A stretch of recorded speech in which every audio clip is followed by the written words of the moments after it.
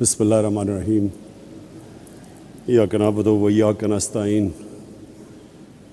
اب ڈاکٹر الیاس، مجھے یہ آپ نے یہ مسجد میں تالیاں تو آپ بجا نہیں سکتے، لیکن مجھے یہی نہیں پتہ چلے گا کہ آپ کو میری باتیں پسند آئی ہیں نہیں آئیں۔ اچھا، ڈاکٹر امجد کہہ رہے ہیں ہاتھ آپ کھڑا کریں گے۔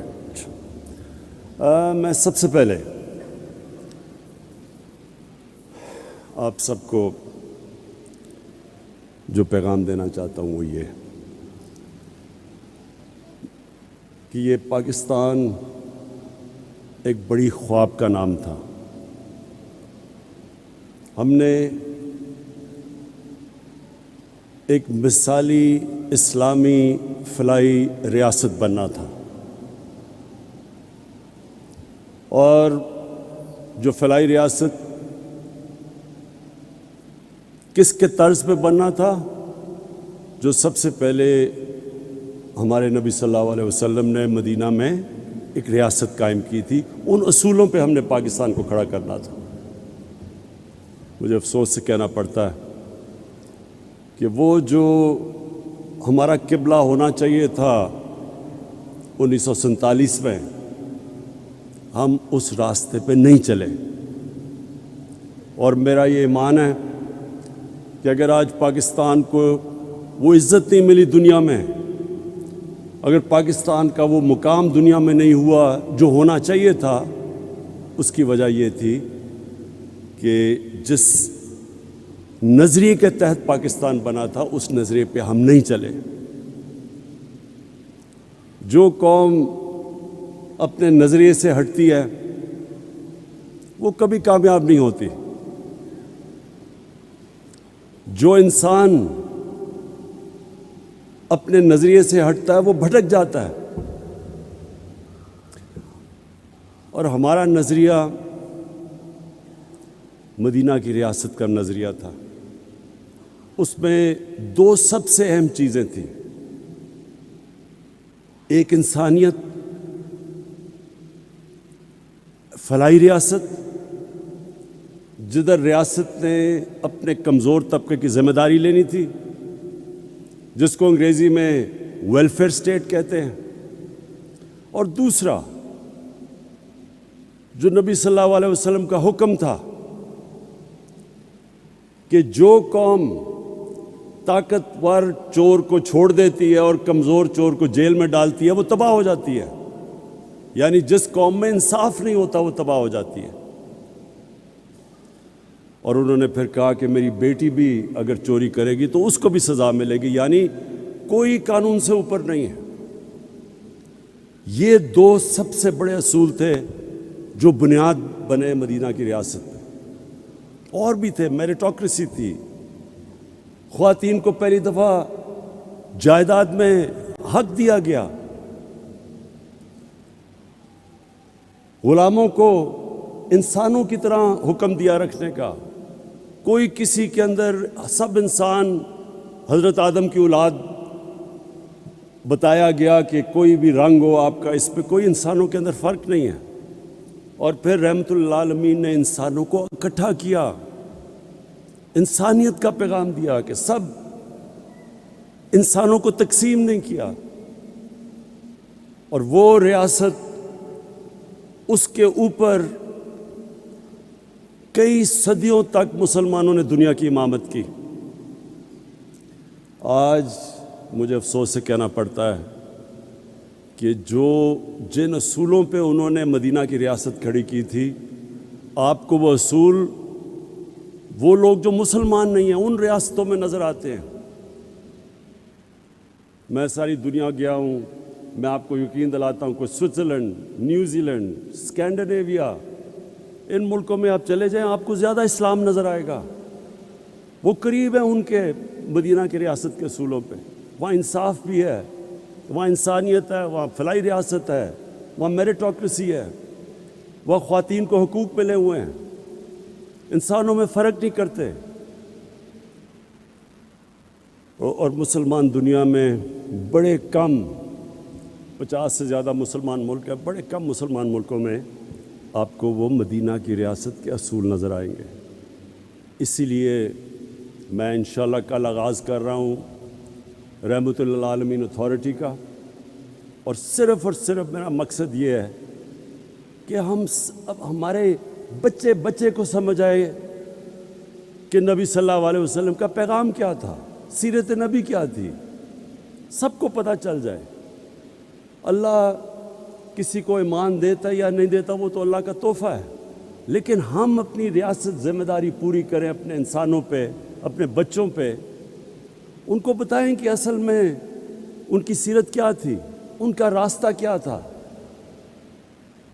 تو آج جو ہم یہاں جمع ہوئے ہیں اس کا مقصد ایک ہے کہ ہم اس فلاحی ریاست کے راستے پہ چلے جائیں، اور اس کے لیے میں سب سے پہلے تو آج اپنی قوم کا شکریہ ادا کرتا ہوں، اور FBR کا بھی، کہ انہوں نے پہلی دفعہ پاکستان میں اتنا زیادہ ہم نے ٹیکس اکٹھا کیا، ہم نے ریکارڈ ٹیکس اکٹھا کیا پاکستان میں، اور اس کی وجہ سے میں نے پرسوں، جبکہ دنیا میں قیمتیں اوپر جا رہی ہیں، تیل کی، بجلی کی، 5 روپے یونٹ بجلی کی قیمت کم کر دی ہے، اور 10 روپے لیٹر تیل اور ڈیزل کی قیمت کم کر دی ہے، کیونکہ ہمارے پاس پیسہ زیادہ آیا ہے۔ تو میں اپنی قوم کو کہتا ہوں کہ آپ جتنا زیادہ ٹیکس دیں گے وہ سارا ٹیکس میں لگاؤں گا اپنے نیچے لوگوں کو اوپر اٹھانے کے لیے، لوگوں کے بوجھ کم کرنے کے لیے، مہنگائی کم کرنے کے لیے۔ یہ میں آپ سے میرا وعدہ ہے، وہ کہیں اور پیسہ نہیں جائے گا، وہ صرف آپ کے اوپر لگے گا، جس طرح ہمارا ٹیکس بڑھتا جائے گا۔ اب یہ میں آج کامیاب پاکستان کا پروگرام ہے، ہم نے 45 لاکھ خاندانوں کو اس پروگرام میں لے کے آئے ہیں۔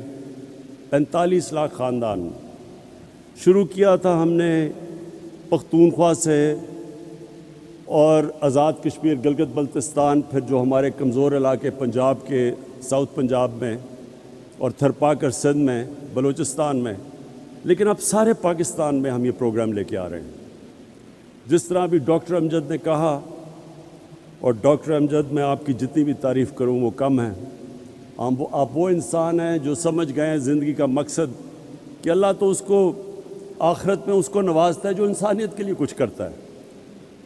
تو آپ نے جو بھی بتایا کہ اس کا مقصد کیا ہے، ہمارے جو 45 لاکھ خاندان ہیں جو سب سے نیچے ہیں، ایک گھر میں اگر شہر میں ہے تو 5 لاکھ روپیہ سود کے بغیر قرضہ اپنا کاروبار شروع کرنے کے لیے، اگر دیہات میں ہے تو 3.5 لاکھ سود کے بغیر قرضہ کسان اپنی زمین پہ لگائے، اور 20 لاکھ سود کے بغیر قرضہ اپنا گھر بنانے کے لیے۔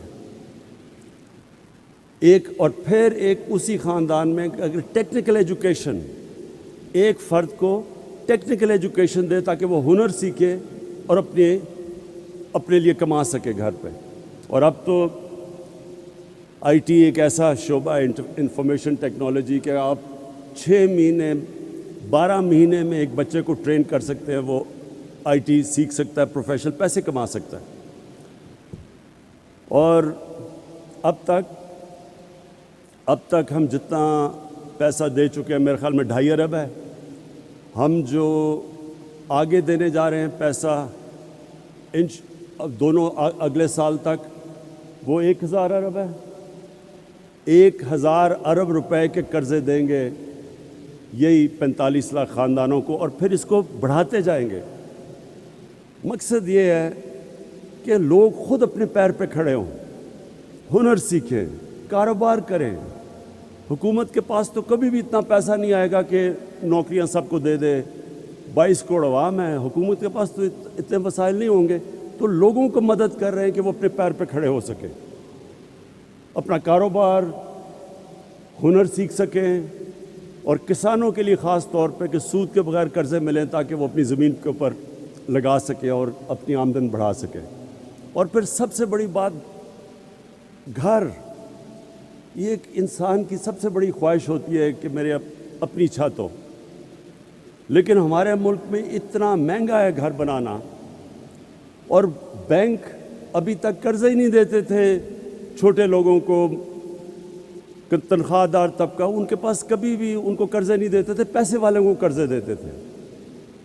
تو اس کا ہوا کیا کہ صرف پیسے والے لوگ گھر بنا سکتے ہیں، اور ہمارے یہاں کچی آبادیاں یہ بڑھتی جا رہی ہیں۔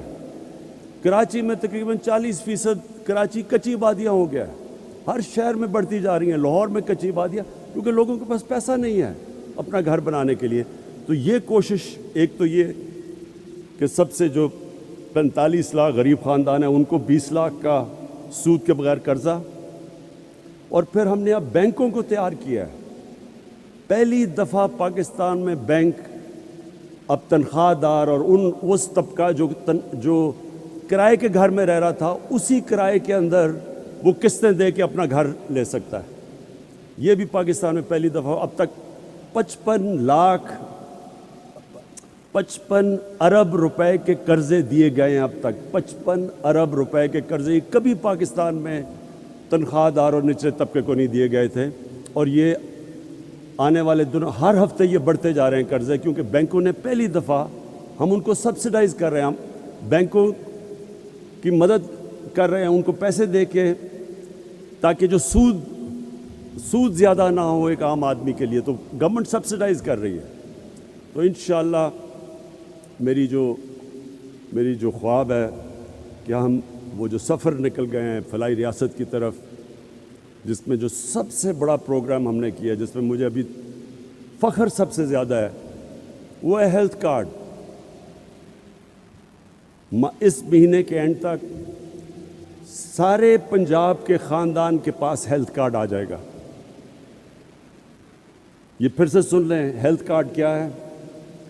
10 لاکھ روپے کی ہیلتھ انشورنس ہر پنجاب، پختونخوا، آزاد کشمیر، گلگت بلتستان، بلوچستان، ہر خاندان کے پاس 10 لاکھ روپے کا ہیلتھ انشورنس ہوگی۔ یہ نہیں گورنمنٹ ہاسپٹل، کسی بھی اچھے سے اچھے ہسپتال میں جا کے وہ 10 لاکھ روپے تک اپنا علاج کروا سکیں گے۔ اب تک عام لوگ صرف گورنمنٹ کے ہسپتالوں میں جا کے اپنا علاج کرواتے تھے، اور گورنمنٹ کے ہسپتال اگر آپ باہر چلے جائیں بڑے شہروں سے، تو وہاں بڑا مشکل، کئی دفعہ ڈاکٹر نہیں ہوتے، نرسیں نہیں ہوتی، ایکوپمنٹ نہیں ہوتی، تو وہ بیچارے رلتے رلتے شہروں میں آتے ہیں۔ شہروں میں ہسپتال بھرے ہوئے ہوتے ہیں، 2-2 3-3 لوگ بستر پہ ہوتے ہیں۔ تو یہ جو ہیلتھ کارڈ سے اب کیا ہوگا؟ اب جو پرائیویٹ سیکٹر کے ہاسپٹل ہیں وہ دیہاتوں میں جا کے ہسپتال بنائیں گے، کیونکہ ہر خاندان کے پاس اب پیسہ آ گیا ہے اپنا علاج کروانے کے لیے۔ اور اس سے انشاءاللہ جو میری ایک ہمیشہ میں سمجھتا تھا کہ سب سے برا اور مشکل وقت ایک خاندان پہ تب آتا ہے جب ایک گھر میں بیماری ہو، ماں باپ بیمار ہوں، بچے بیمار ہوں، اور ان کے پاس پیسہ نہ ہو علاج کروانے کا۔ اس سے زیادہ ایک گھر میں بے بسی کا عالم نہیں ہوتا۔ تو یہ مجھے جو سب سے بڑی خوشی، اگر مجھے پوچھیں کہ 3.5 سال میں آپ کو کس چیز میں سب سے زیادہ خوشی ملی ہے، وہ اس میں ملی ہے کہ انشاءاللہ اس مہینے کے اینڈ تک سارے پاکستان کے خاندانوں کے پاس 10 لاکھ روپے کا ہیلتھ انشورنس آ جائے گی، کسی بھی ہسپتال میں جا کے اپنا علاج کروا سکتے ہیں۔ میں آخر میں سارے جتنے بھی لوگوں نے مل کے یہ کامیاب پاکستان میں، جتنے بھی اداروں نے، اخوت، NRSP، سب نے جنہوں نے مل کے یہاں تک یہ ممکن کیا ہے، میں آپ سب کو خراج تحسین پیش کرتا ہوں۔ اور یہ جو ہم نے شروع کیا ہے، یہ راستہ، یہ وہ خواب ہے جو علامہ اقبال نے سوچا تھا جب انہوں نے پاکستان کا تصور کیا تھا۔ یہ اس راستے پہ انشاءاللہ ہم نکل گئے ہیں جو میں سمجھتا ہوں کہ پاکستان کی عظمت کا راستہ ہے۔ پاکستان پائندہ باد۔